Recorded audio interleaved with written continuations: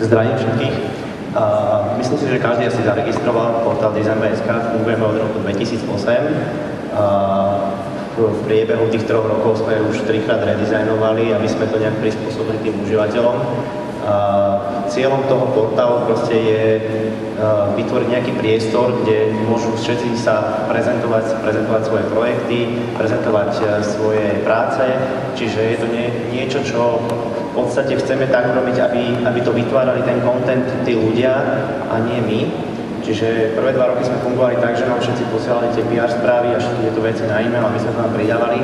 Tento rok sa vlastne udiala taká zmena, že sme to úplne otvorili všetkým, čiže momentálne je to tak, že keď stačí sa prihlásiť a každý môže pridať nejaký event, môže proste odprezentovať svoju prácu, môže tam dať pracovnú ponuku,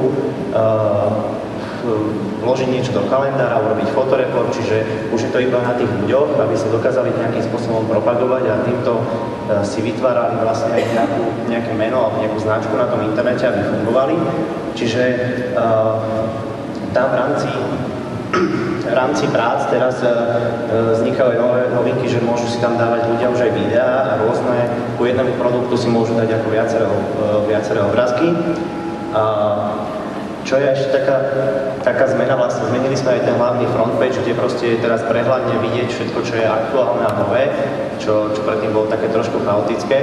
Čiže v podstate ja som tu teraz hlavne preto, aby som nejakým spôsobom vyzval všetkých ľudí, že keď robia niektoré veci a proste snažia sa niečo na tom slovenskom proste odvetví dizajnu niečo robiť, tak musia to aj ďalej niekde propagovať a majú ten priestor od nás v podstate, čiže je to úplne otvorené a bol by som veľmi rád, keby ako to aj ľudia využívali.